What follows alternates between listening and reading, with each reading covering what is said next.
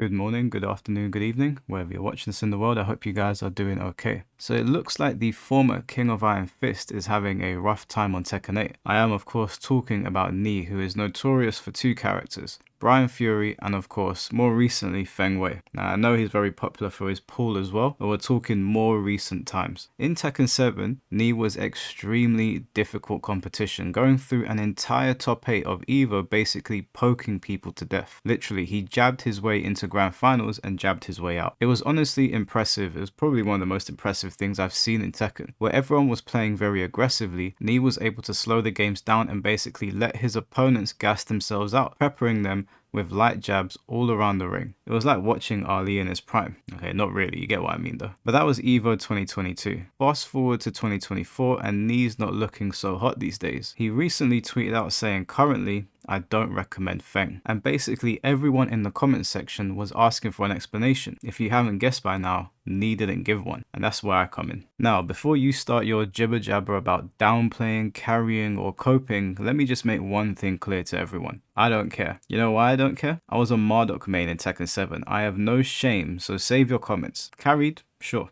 And when Marduk comes out, I'm going to pick you all up and carry you to your early retirement homes. Actually, you know what? I'm being a bit of a spoilsport, and it does feed the algorithm, so if you want to comment carried or coping or any of that stuff, go right ahead. I will be in the comment sections in a couple of hours to fight with all of you. Now then, I am well aware that I am about to get cooked for what I'm about to say, but try to understand I've been playing Feng Wei since Tekken 5 as either my main character or my secondary, so I know a thing or two about the character. Now, I'm no joker and I'm certainly no Kokoma, but I know how to get around with the character. So here goes my explanation. Yeah, I'm about to get cooked. Okay, Tekken has never been this aggressive before. Tekken 8 is the most aggressive Tekken game we have ever seen. Like, this is quite a departure from the more methodical pace we're used to seeing Tekken played at. Don't get me wrong, you could definitely turn up the heat in previous Tekken games, but defensive options were better, and of course the heat mechanic did not exist. This is where the dominance of Ni may have come in, and why Feng Wei was such a good pick for him. Feng Wei is primarily a poking character. It's death by 1000 cuts with Feng. This type of character is excellent in a game like Tekken 7, and we saw how dominant Feng was in that game. You could slow the pace of the game right down and not feel like you're about to get scrubbed out by something extremely random. That playstyle just doesn't translate very well to Tekken 8, which would actually be a first. I think since Tekken 5, the general strategies that you used could be moved over, but that isn't the case with Tekken 8. Even I can tell how different my Feng is in Tekken 8 to his 7 iteration, but if you look at 7 to tag 2, 6 or 5, there isn't too much of a leap outside of combo routes. There isn't much room for defensive play in Tekken 8. Offense is way more powerful than defense to the point that it's actually lopsided. It's in your best interest to not be passive in this game. This is where the first issue with Ni may come in. And again, this is just a theory, but it's my theory. Ni seems to have a playstyle that makes you kill yourself. He weaves in and out of your attacks, slaps you in the face, and then rinse and repeat. It's very slow, it's very methodical like I said, and it's very irritating to deal with. In Tekken 8, that strategy is basically non-existent. You can certainly do it here and there, but it's much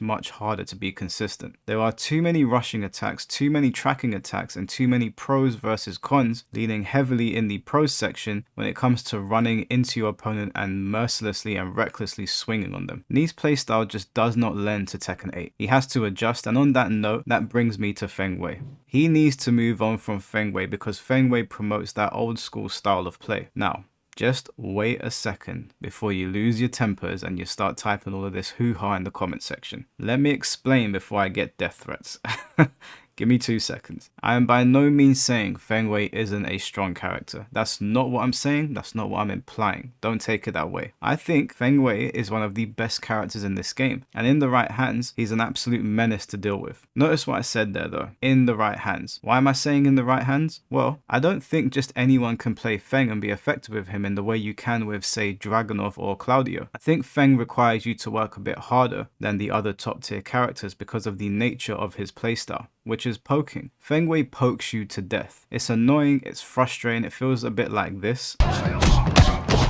and then the round is over. You've been hit in like 10 different places and you don't know what the hell's going on. As I said, Feng is death by 1000 cuts. Because of this reason, it means that you're guessing with Feng for quite some time, kind of like Hwoarang actually. Is Hwoarang a strong character? Sure, but at the highest level, Hwoarang is taking some serious risks every time he does something. At a lower level, it might seem very overwhelming to deal with Hwoarang because of all of the things that he is doing, but make no mistake, Hwoarang is taking loads of risks the higher up you get on the food chain. This is what many people call playing little Tekken. This would be fine except for the fact that you can also play big Tekken, and big Tekken is so much bigger in Tekken 8. Big Tekken consists of big moves, low risk, high reward, and we have a lot of those moves in this game. Just take a look at Versus Find that happened this past week. Yes, Feng Wei was the winning character, was the most dominating character in the closing moments of the tournament, and managed to defeat King Rei's Asuka, but look at how many times Feng Wei hit her versus how many times she hits him. It's not that Feng Wei isn't powerful, of course he is, it's that he requires more from you than the average character. You're forced to use almost all of his attacks to have an effective Feng. Contrast that to someone like Dragunov that has the best moveset in the game in my opinion, but essentially only really needs to use 4 of those moves to decimate you. Running 2, hatchet kick, that damn overhead roundhouse that hits in every possible position, and back 4-3. I've literally watched high level Tekken where that's all somebody did to win. Dragunov is the most extreme case, but there are similar ones on the roster where the player is incentivized to use the bare minimum low risk moves to garner the most reward. Even Joker, who is famous for using Feng Wei, is considering switching to Dragunov. Why? Despite them both being 2 of the strongest characters in the game, and I mean this respectfully, one essentially lets you turn your brain off and the other one doesn't. It's that simple. I'm not trying to take the piss out of Dragunov players, but it is what it is. The character gives way too much for way too little. Joker tweeted out on the 9th of August, why does Dragunov have a mid that's +7 on block, deals chip damage, heat engager, while launches in heat, wall splats, floor breaks, balcony breaks, and puts him in crouch for a full crouch mix-up? Someone said, hits grounded too. Why are you not playing him, Joker? And Joker replied saying pride. And some people were saying to Joker, what's the reason you already play a high level character in Feng, whom is a top 5 character? What is the particular hole you need to fill here? Now, it wasn't just one person that said that, although I do have several screen grabs of people saying that, but the reason is very, very simple. Dragunov is doing too much for too little. He is overwhelming you with the most simple game plan, and there is not that much counterplay. Now, don't get me wrong, there is counterplay to it, it's just not as effective as it should be. There's also the fact that Feng Wei is not a string heavy character. Someone like Nina is considered string heavy, so where characters like Claudio and Asuka may have big hitting moves that garner a ton of damage in one connection, Nina overwhelms you with buttons on buttons on buttons, and if you accidentally press at the wrong time, you get hit with a counter hit, and well, at that point you're in big trouble. She also has guns, so that's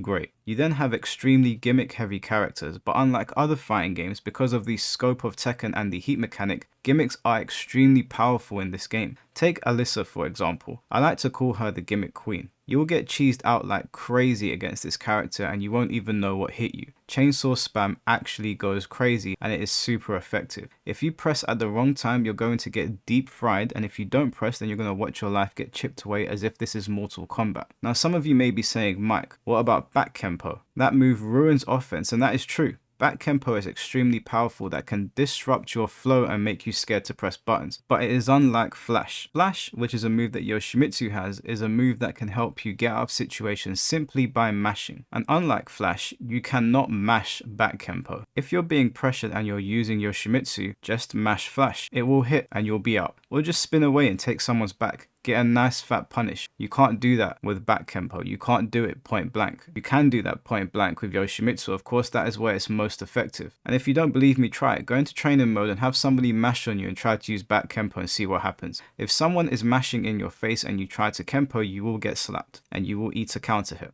You need to read your opponent, time it, and then choose the best option for it. Choosing the wrong option can get you launched. Not all top tier characters are created equal. If you don't understand that, I'll give you an example. In Soul Calibur 5, you had Alpha Patroclus, who was the strongest character in the game, minus Viola because she was literally broken and had infinites, and Algo. Both of these characters were overwhelmingly powerful. The problem here was Alpha Patroclus needed precise, frame-perfect inputs to access his damage, and not doing them correctly would get you punished. Algo had one frame perfect combo worth doing, but the rest of his moveset was streamlined and simple. Sure, you could get creative with it, there was a lot to consider, but that was a luxury afforded to the character because he had the room to breathe because you didn't need to think that much. He had massive crippling hits that were easily accessible and there wasn't many drawbacks. Now I'm not saying that Feng Wei is execution heavy like Alpha Patroclus, he's not. I can play him somewhat decently, so he's definitely not an execution heavy character because I don't have those sort of skills. He's not like Kazuya, but he does need you to do more than other top tier characters. If you put all of this together, Ni's style of play, Feng Wei's poke heavy style, and the new aggressive heat system with characters that have massive swinging blows, crazy gimmicky mix-ups and low risk moves, Feng Wei would start to feel like more of a burden for someone like Ni, and is likely why people are keeping him as a pocket character, a wildcard rather than their mains. I mean, if you need further proof, you just need to look at recent character usage stats. Although he's one of the strongest characters in the game, he's not being used nearly as much as some of the other strong characters. There's a reason for that, and no, it's not because he's ugly before someone says that. How can you say that when Dragunov is being spammed? That's also me not saying Feng Wei needs buffs, he definitely doesn't. Buffing a poking heavy character to do more damage or whatever it might be could have disastrous results, and that is why he was nerfed initially. I think he's fine the way he is. He's just forced to lock into the fight a little bit more, and honestly it's more fun to be constantly mixing things up and choosing the right options than just doing running 2, running 3, running 2, running 3 over and over again, and then maybe mixing in a hatchet kick every now and then. It's also why you don't see Xiao Yu very often. Sure, the character is an absolute menace in the right hands, but the reason you get so angry when you're fighting her is because you're getting mixed up for like 30 seconds.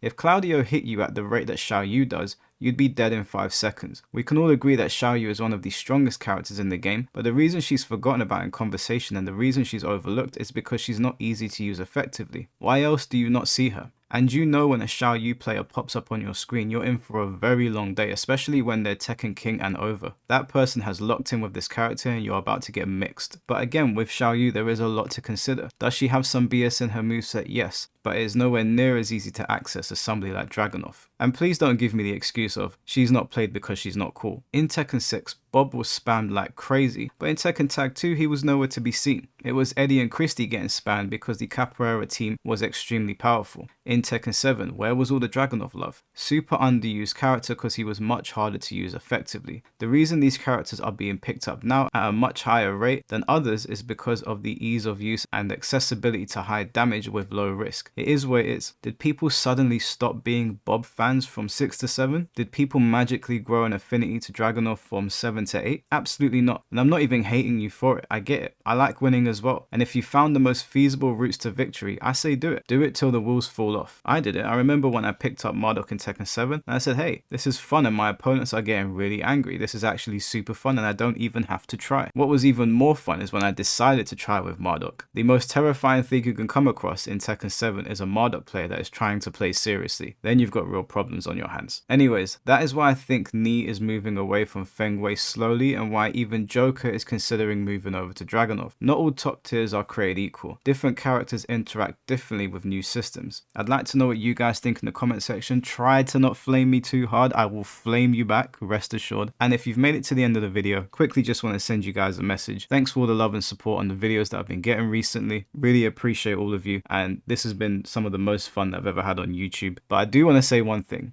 And I've been consistent saying this, and I'm going to continue to say it. Whilst I love all of the interactions that I have with you guys, love reading the comments, you can see that I'm in there all the time. If you one and done me, you can go and fuck yourself, okay? I don't care if you comment on my videos every day. I have a hard policy here. You're one and done, get on your bike and start pedaling. Don't send me messages on PSN saying, ha ha ha, I left because I was going to lose the next one, let me have this. Jog on, mate. I am not your friend. If you one and done me, please let it be known. I will not be civil. I am not here trying to beg friend with people. Nothing gets under my skin more than somebody that got away with a win and then doesn't give me the rematch. I say it all the time. I'm going to continue saying it. Anyways, guys, take care of yourselves. Have a good day and peace.